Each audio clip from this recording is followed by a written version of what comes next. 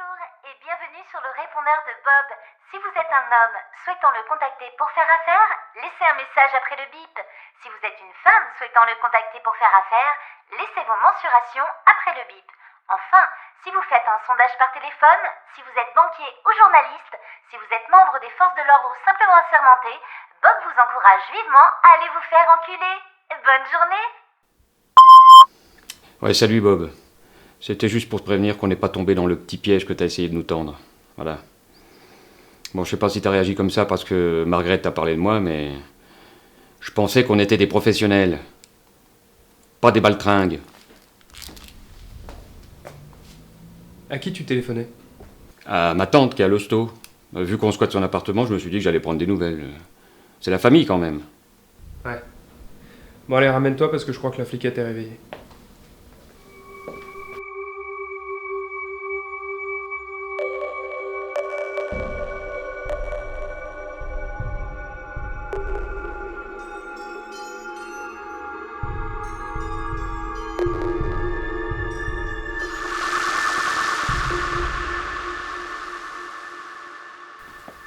T'es gentil, tu me laisses parler, hein.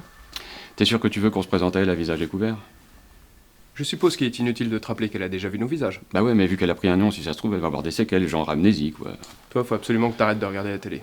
Je te dis que c'est possible. Écoute, même si Steven Seagal lui était tombé sur le coin de la gueule, je ne crois pas que ça soit possible. Et même si c'était possible, étant donné ta carrure, je vais rester sur mon idée que c'est pas possible. Non, tu serais pas en train d'insinuer que je conne comme une gonzesse par le plus grand des hasards? Pas par le plus grand des hasards, tu cognes comme une gonzesse. Pour ta gouverne, j'ai tenu le record du maillet pendant plus de 17 piges à la foire de mon bled. Bon, ça te dérange pas si on entre?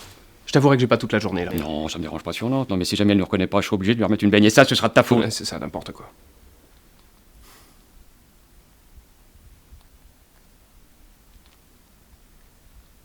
Déjà, est-ce qu'elle a des cagoules, ta tante?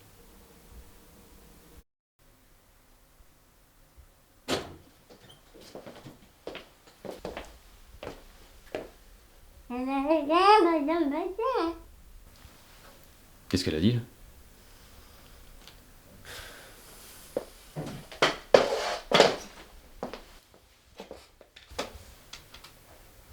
Comme vous êtes de la police, je présume que vous savez dans quel genre de situation vous vous trouvez.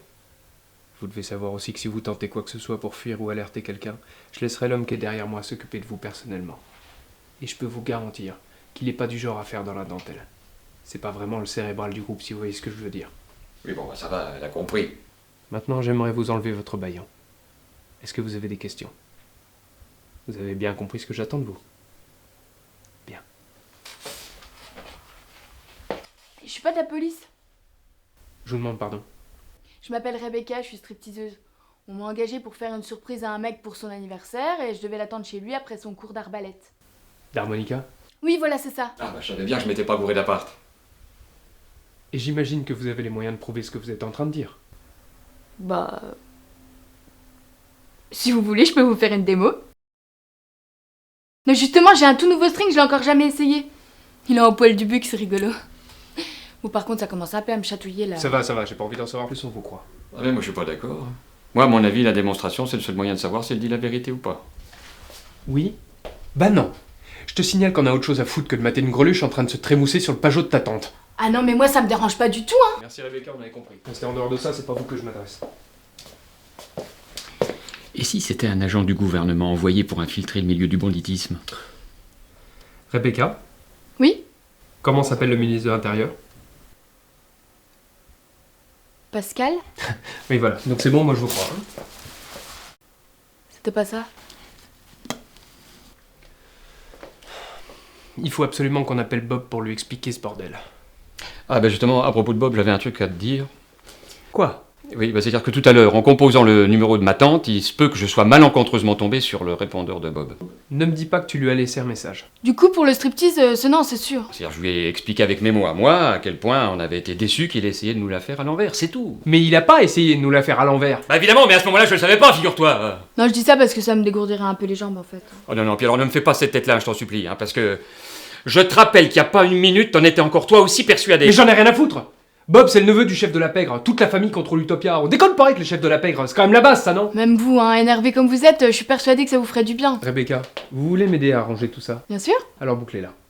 De toute façon, t'as jamais pu l'encadrer, Bob, alors je vois pas pourquoi tu fais ta tête de mijaurée. Je fais ma tête de mijaurée parce que Bob est le genre de mec capable de nous foutre sur liste noire rien que pour avoir éternué pendant qu'il parlait. Voilà pourquoi. Bon, bah c'est pas compliqué, je le rappelle et je lui dis que c'était pour déconner. Mes couilles. Tu touches plus à ce putain de téléphone. Qu'est-ce qu'elles ont ces couilles? Rien, il dit toujours ça quand il est énervé. Ah d'accord.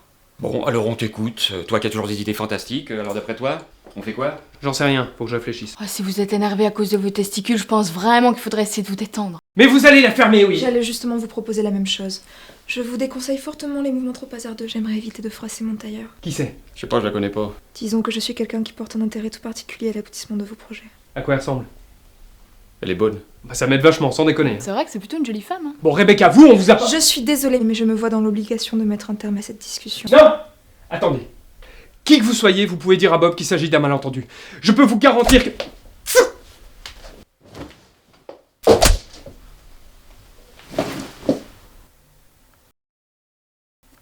J'imagine que ça sert à rien que je vous propose un striptease. Une autre fois peut-être. Take out the papers and the trash, or you don't get no spending cash.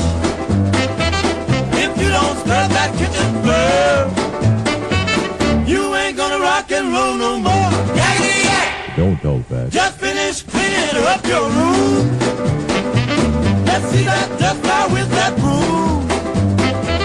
Get all that garbage out of sight, or you don't go out Friday night. Yakety yak! Don't talk back. You just put on your coat and hat and walk yourself to the laundromat. And when you finish doing that, bring in the dog and put out the cat.